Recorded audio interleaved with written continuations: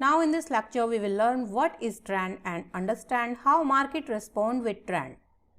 The price chart of a security may appear like a random distribution, but this is not so. Market always moves with the trend unless any external force pushes it in the opposite direction. A simple definition of trend is the general direction of price movements on a specified time. Technical analysis is mainly based on demand and supply. If demand exceeds supply, the price will rise, and if supply exceeds demand, the price will fall. We can see these rise and fall movements on a price chart, and the overall direction of these rise and fall movements makes a trend for the prices. On the chart, these rise and falls are seen in the form of peak and trough. Each high is known as the peak or top of the swing, and each low is known as the trough or bottom of the swing. So these are the various peaks or tops, and these are the troughs or bottoms of the trend. Trends are generally of three types: uptrend, downtrend, and sideways trend. In an uptrend, peaks and troughs are higher and higher. Each top is higher than the previous one, and each bottom is higher than the previous one. Again, this is the next top and it is higher than the previous top, and this is the next bottom and this is higher than this level, this bottom. So, in an uptrend, we get higher tops and higher bottoms. Here demand exceeds supply and makes the prices move higher and higher, and we say that the market is bullish.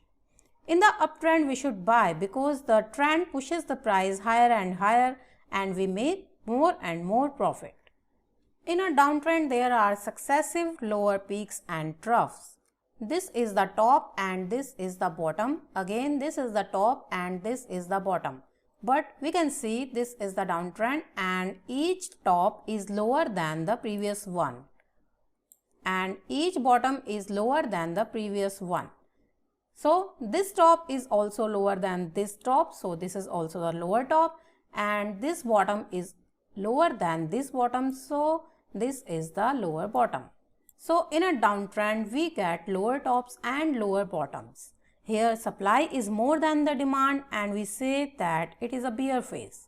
The prices move down lower and lower, and we can't make profit by buying stocks in a downtrend. Instead, we should withdraw from our position at the starting of the downtrend and end of the uptrend. In downtrend also, we can make money by trading, but this is possible in derivative markets only. We can sell futures and options of this stock or an index and make profit even in declining phase of the market. Besides uptrend and downtrend, there is one more trend, that is the sideways trend. Or we can say that market is ranging or trendless. Here demand and supply are in balance and price movement confined between a range. These are horizontal trends and there is little movement up and down.